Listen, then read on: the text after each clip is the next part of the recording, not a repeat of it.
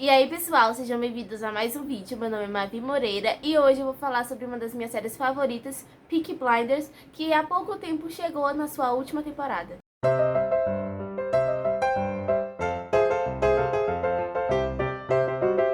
A série começa durante o início da década de 20, logo após a Primeira Guerra Mundial, e acompanha o ponto de vista de Thomas Shelby e sua gangue cigana Peaky Blinders, que viviam em Birmingham, na Inglaterra. Quando se trata de roteiro, Peaky Blinders mostra um domínio muito grande na construção de diálogos, de tensão, violência e ação. Todos esses características intrínsecas da criminalidade que é abordada muito bem em Peaky Blinders. A série é cheia de altos e baixos na vida daqueles que conduzem a trama. Então, conseguir construir uma trama realmente que prenda nossa atenção desde o primeiro episódio e que acompanha tantos personagens, pois é uma série que não é relativamente tão grande, mas que tem muitos personagens, e conseguir dar um grau de profundidade a todos eles e não somente ao Tom é realmente algo de se impressionar e mostra um domínio muito grande do Steven Knight na questão de roteiro. A fotografia da série contribui muito para que ela seja tão memorável quanto ela é, pois é sempre mais ou menos 2 tons acima da realidade e consegue nos transmitir muito bem a embriaguez daquelas pessoas durante a Inglaterra naquele período específico, mostrando assim a decadência do estado que era muito firme na realeza e vendo isso ruir, e também mostrando todos os períodos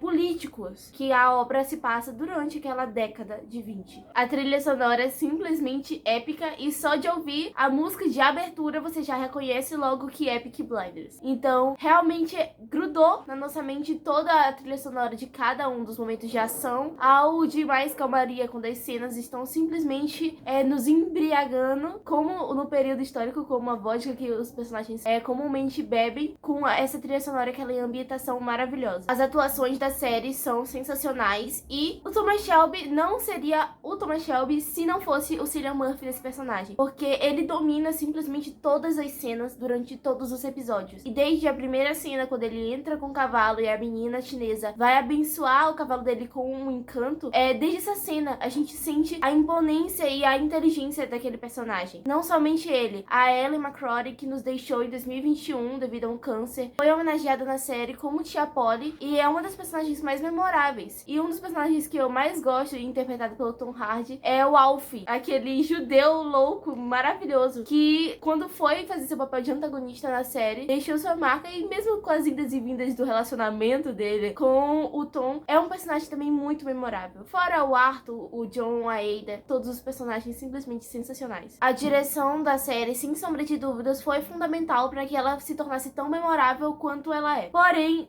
é um dos pontos da série que mais cambaleou ao longo das temporadas, pois as 3 primeiras temporadas são muito boas, são sensacionais, mas a quinta e a sexta, principalmente, foram as que menos me agradou, porque a mudança de direção, a mudança visual que a direção teve com a série, mudou o tom dela, mais ou menos. E olha que a quinta e a sexta temporada, em questão de história narrativa do antagonista do Tom, foi pra mim os mais impressionantes e o que eu mais queria ver, pois aborda a ascensão do fascismo na Inglaterra e dá um tom muito mais político à série. E isso foi algo que me agradou. Só que a direção, em várias cenas que precisavam, pois são fundamentais na trama, na história do personagem do Thomas Shelby, simplesmente não foram tão impactantes quanto deveriam, pela direção escolher recursos visuais que tentavam comunicar mais do que deveriam somente pelo roteiro. Só a cena em si já comunicaria muito, mas a direção insistindo em ângulos diferentes, em formas de focar nos personagens e edição mesmo, a própria edição da série tentando estilizar o máximo possível os episódios, diminuiu a qualidade deles comparado com as primeiras temporadas. Não é porque as 2 últimas temporadas foram as minhas menos favoritas que eu não gostei delas. Eu continuei gostando da série, eu não consegui simplesmente, claro, não consegui ignorar a mudança de tom, mas continuou sendo Peaky Blinders, apesar de ter mudado a forma com que conta a história, a ótica da cena. E isso pode até ser interpretado como uma camada mais, de que o Tom já tá mais debilitado e que o inimigo dele agora, o Mosley, é um que ele próprio reconheceu que talvez não conseguiria vencer. Então tudo isso a gente consegue passar um pano aí nessa mudança de direção. E claro, eu como fã quero, sem sombra de dúvidas,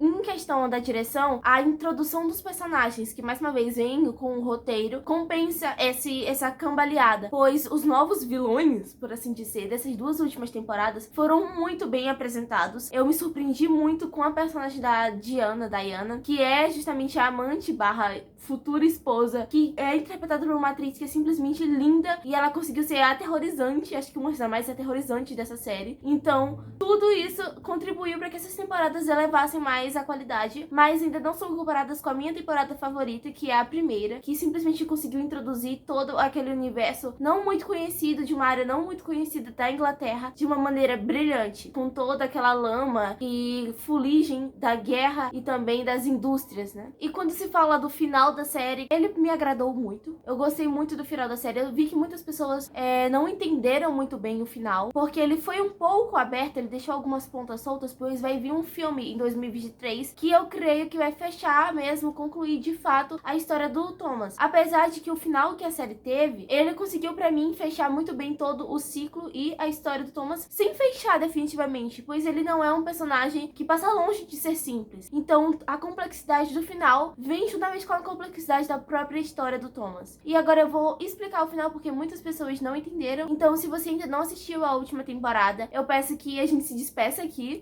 Deixe seu like, compartilhe com seus amigos e deixe aqui o seu comentário sobre como foi a experiência de assistir Peaky Blinders. Logo após a Ruby aparecer pro Thomas e falar pra ele que na verdade ele nunca esteve doente, isso nos mostra que o médico dele também era um aliado do Mosley no partido nazifascista na Inglaterra. E tudo isso foi arquitetado pelo próprio Mosley pra conseguir se livrar do Thomas, já que ele sabia que não iria conseguir com seus pau mandados se livrar do Thomas, e o único que poderia de fato dar um fim à vida dele era o próprio Thomas. Então, quando ele vai atrás do médico e ele não o mata, o que muita gente ficou instigada, principalmente nessa parte que ele não matou o médico, era pra na verdade não acabar com o disfarce dele de morto, dele ter se matado, e poder agir assim, liderando ainda os Peaky Blinders, pra conseguir de fato ruir com o partido nazista do Mosley na Inglaterra. E pra mim essa parte justamente que vai ser abordada nesse filme. Ele ainda não foi dado muitos detalhes sobre como vai ser a trama, mas eu espero que seja baseado nisso, pois foi isso que o final deu a entender, o final da série. E pra mim, a nota de Peaky Blinders é 5 estrelas, pois sem sombra de dúvidas é uma das melhores séries que eu já assisti. E eu gosto muito de toda a ambientação, a história dela, e pra mim é simplesmente fantástico. E se você gosta dos Peaky Blinders, deixa aqui o seu like, senta o dedo nesse botão de se inscrever, compartilha com seus amigos e até a próxima.